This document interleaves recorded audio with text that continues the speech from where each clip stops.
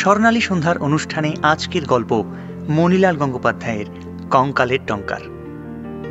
গল্প পাঠ, সূত্রধার, পর্ব নির্দেশনা এবং সকল চরিত্রে আমি সুরঞ্জন, শব্দ যোজনা ও সুর সঙ্গতে সৌরভ।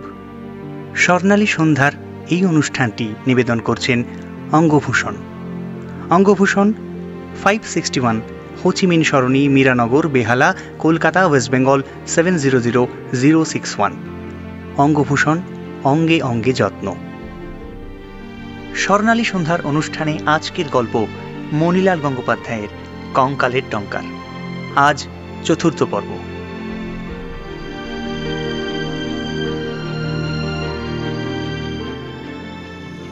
শেষ কঙ্কালটা এগিয়ে এসে বললে, যখন সন্দেহ হচ্ছে তখন একবার পরখ করে দেখতে ক্ষতি কি দাদামশাই? দাদামশাই বললেন, আচ্ছা বেশ, পরীক্ষা হোক। বলে আমার দিকে ফিরে বললেন, কি হে, তুমি মাধব চক্রবর্তী না কাঙালি চরণ? আমি বললুম, আগে আগে তো জানতুম আমি মাধব চক্রবর্তী, কিন্তু তারপর থেকে মনে হচ্ছে কাঙালি চরণ। সে বললে, কাঙালি চরণ যদি হও, তুমি আমার অবাধ্য হয়েছ বলে তোমায় শাস্তি নিতে হবে। তোমায় ফাঁসি দেব আমরা এই শ্মশানে, এই গাছের ডালে। আমি বললুম, আগে আগে আমি তবে মাধব চক্রবর্তী। সে বললে, বেশ বেশ, মাধব চক্রবর্তী বলে যদি নিজেকে প্রমাণ করতে পারো, তাহলে তোমায় তিনবার সেলাম ঠুকে আমরা চলে যাব। আর যদি না পারি? তাহলে তাহলে এইখানে তোমার ঘাড় মুটকে রেখে চলে যাব। ঘাড় মটকে দেবেন? এই সর্বনাশ! এই বিদেশ বিভুঁইয়ে এই অচেনা জায়গায় এত রাত্রিরে নিজেকে কি করে প্রমাণ করবো মশাই? না পারো ঘাটটি মটকে দেব, শ্মশানের ভূত হয়ে থেকো। সত্যি বলছি, এই কথা শুনে আমি কেঁদে ফেললুম।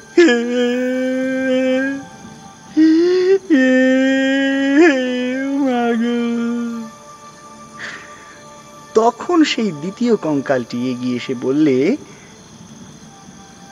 কাঁদছো কেন? তোমার এমন কোন চিহ্ন নেই যাতে প্রমাণ হয় তুমি মাধব চক্রবর্তী? কাঁদে না? 60। আমি বললুম, আছে, এই দেখুন আমার ডান হাতে একটা জড়ুলের দাগ। সে হেসে বললে, হো হো হো, প্রমাণ তোমাদের পুলিশের কাছে চলে, এখানে আমাদের কাছে চলে না। কোনো ভিতরের প্রমাণ দিতে পারো? আমি বললুম, আমার ভিতরে কি আছে না আছে আমি তো জানি না মশাই। এই দেখুন না, আমার ভিতরে কাঙালি চরণ আছে কি মাধব চক্রবর্তী আছে, আমি তাই ঠিক ঠাহর করতে পারছি না। প্রথম কঙ্কালটা গভীর স্বরে বলে উঠল, কাঙালি চরণ হলে তোমায় ফাঁসি দেব কিন্তু। আমি তাড়াতাড়ি বলে উঠলুম, আগে না, আমি মাধব চক্রবর্তী। সে বললে, শিগগির প্রমাণ কর, নইলে ঘাড় মটকালুম বলে দাঁড়াতো। দ্বিতীয় কঙ্কালটা বললে, অমন থেবড়ে যাচ্ছ কেন? তোমার কি এমন কোনো গুণ নেই যাতে বোঝা যায় তুমি মাধব চক্রবর্তী? আমি বলে উঠলুম, হ্যাঁ আছে বই কি, আমার একটা মস্ত গুণ আছে, আমি কবিতা লিখতে পারি। প্রথম কঙ্কালটা এগিয়ে এসে বললে, তুমি কবিতা লিখতে পারো? নিজে লেখো না পরের কবিতা নিজের বলে চালাও? আমি বললুম, না মশাই, না, আমি সেরকম কবি নই। সে বললে, তোমার কবিতা কাগজে ছাপা হয়? আমি বললুম, না, সম্পাদকেরা ভয়ে ছাপেন না। সে বললে, ভয়ে ছাপেন না কিরকম? আমি বললুম, আমার কবিতা আমি বললুম, আসলে আমার কবিতা এত উচ্চ শ্রেণীর যে একবার সেই কবিতা ছাপলে পাঠকরা অন্য কবিতা পড়তেই চাইবে না, কাগজ ভর্তি করা তখন দায় হয়ে উঠবে, কথা এক সম্পাদক আমায় নিজে মুখে বলেছেন। হ্যাঁ, সে বললে, আচ্ছা, কই দেখি দেখি একটা কবিতা লেখো দেখিন। আমি ঠিক তখনই ওভারকোটের পকেট থেকে আমার পকেট বইখানা বার করে বললুম, আলো একটা চাই যে। সে বললে, দিচ্ছি আলো। বলে খানিকটা ধুলোবালি একত্র করে একটা ফুঁ দিলে, আর অমনি আগুন জ্বলে উঠল। আমি সেই আলোয় বসে লিখতে লাগলো। খানিকটা লিখেছি। সে বললে, কই কি লিখলে পড়া? আমি বললুম, এখনো যে শেষ হয়নি মশাই। সে বললে, কবিতার আবার শেষ আছে নাকি?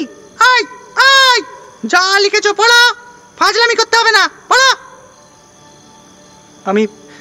আমি সুর করে পড়লুম, পড়িয়ে বিপদে তারা হয়েছি মা দিশে হারা, উদ্ধারে দুঃখ কারাগার হতে মা জননী, শ্মশানে বসিয়া ডাকি ভয়ে ঘরে শির চাকি, খাবি খায় প্রাণ পাখি শূন্য হেরিয়ে ধরণী, কোথা মোর গেহ খাঁচা, কোথা পিতা কোথা চাচা, এসে মা আমারে বাঁচা দিয়ে তোর পাতরণী।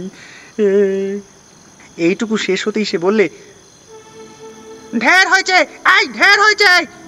এরকম গান তো আমি অনেক যাত্রায় জুড়িদের মুখে শুনেছি। এ তোমার নিজের লেখা না? না না না, পুরনো গান একটা মুখস্থ ছিল, তাই লিখে শোনাচ্ছ?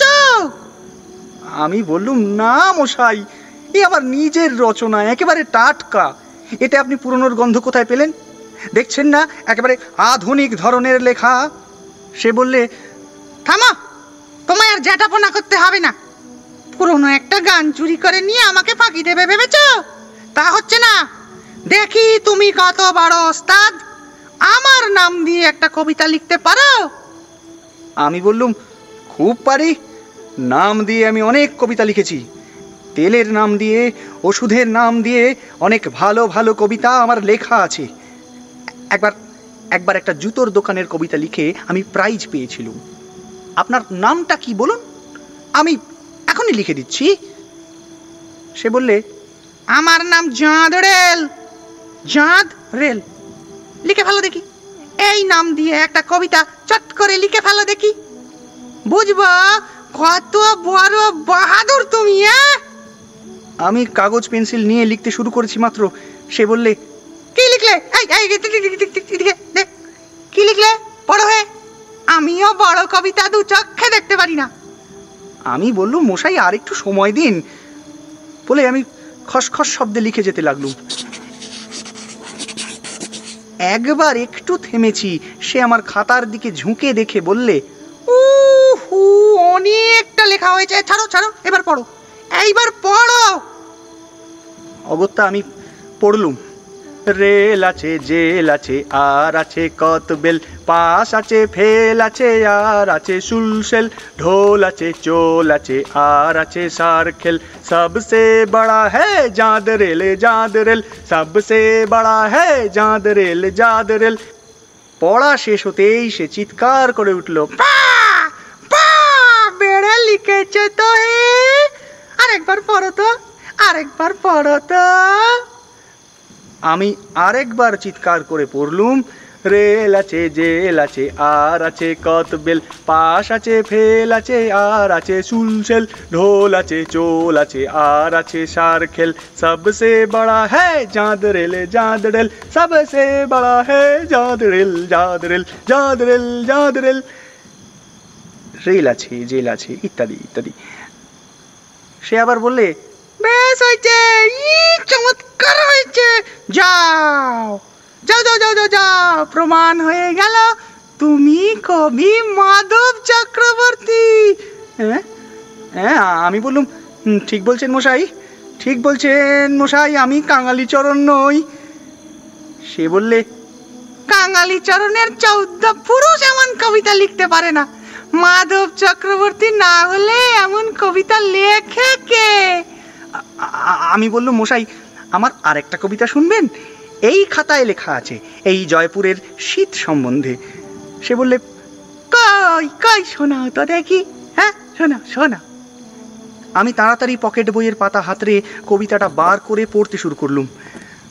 বস্তা বস্তা বস্তা বস্তা পুঞ্জ পুঞ্জ তীব্র হিম ঢেলে বোম মার্গে কেরোচিল শীতের পাহাড়। ও লেপ গদি বালা পোষ সর্ববর্ম ভেঙে ও কম্প এসে কাঁপাইছে শরীরেরও হাড়। ঊর্ধ্ব ফনা ক্রুদ্ধ শত নাগিনীরও প্রায় কপালে কপলে ভীমহানিছে ছোবল, কিংবা কোনো পিশাচিনী উন্মাদিনী সমা তীক্ষ্ণ ধার ছুরিকায় করিছে কোতল, অথবা কি মেঘ দৈত্য ছোঁড়ে সার্পণের। হঠাৎ দূরে একটা বিভৎস কোলাহল উঠল। ওরে ক্যাংলাকে পাওয়া গিয়েছে, ওই ক্যাংলাকে পাওয়া গেছে, ক্যাংলাকে পাওয়া গেছে গেছে। আমি চমকে উঠে পড়া থামিয়ে চেয়ে দেখি আমার সামনের কঙ্কাল তিনটে লাফাতে লাফাতে ডিগবাজি খেতে খেতে মাঠের মধ্যে অদৃশ্য হয়ে গেল। আমি রাম রাম রাম রাম রাম রাম রাম রাম বলতে বলতে সেখান থেকে উঠে পড়লুম। এতক্ষণ রাম নামটা যে কেন মনে আসেনি কে জানে। আমি রেল লাইনের বাঁধ ঠেলে উঠতে যাচ্ছি, এমন সময় দুটো কুলির সঙ্গে দেখা। তারা বললে, বাবু আপনাকে আমরা খুঁজে বেড়াচ্ছি, আপনি গাড়ি ছেড়ে কোথায় গিয়েছিলেন? আমি আর কি বলবো, বললুম আমি ওই ওই ওই ওইখানে ওই একটু ইয়ে হচ্ছিল কি না, তাই একটু দেখছিলুম। হ্যাঁ দেখছিলুম। তারা বললে, আপনার গাড়ি ঠেলে আমরা ওদিকে রেখে দিয়েছি, চলুন আপনাকে দেখিয়ে দিই। বলে তারা আমাকে গাড়িতে তুলে দিলে। আমি গাড়িতে উঠে বললুম, আরে গাড়িতে আলো নেই কেন? সে বললে, বিজলি বাতি আছে, মেলগাড়ির সঙ্গে লাগিয়ে দিলে তবে জ্বলবে। আমি বললুম, আমাকে একটা বাতি দিয়ে যেতে পারিস, বকশিস দেব। তাদের একজন ছুটে গিয়ে একটা বাতি এনে দিলে। আমি সেইটে সামনে রেখে পকেট বই খুলে নিজের লেখা কবিতা পড়তে লাগলো। রাম রাম রাম রাম রাম। স্বর্ণালী সন্ধ্যার অনুষ্ঠানে আজকের গল্প মণিলাল গঙ্গোপাধ্যায়ের কঙ্কালের টঙ্কার। গল্প পাঠ, সূত্রধার, পর্ব নির্দেশনা এবং সকল চরিত্রে আমি সুরঞ্জন, শব্দ যোজনা ও সুর সঙ্গতে সৌরভ। স্বর্ণালী সন্ধ্যার এই অনুষ্ঠানটি নিবেদন করছেন অঙ্গভূষণ। অঙ্গভূষণ 561 হোচিমিন সরণি, মীরানগর, বেহালা, কলকাতা, ওয়েস্ট বেঙ্গল 700061। অঙ্গভূষণ, অঙ্গে অঙ্গে যত্ন।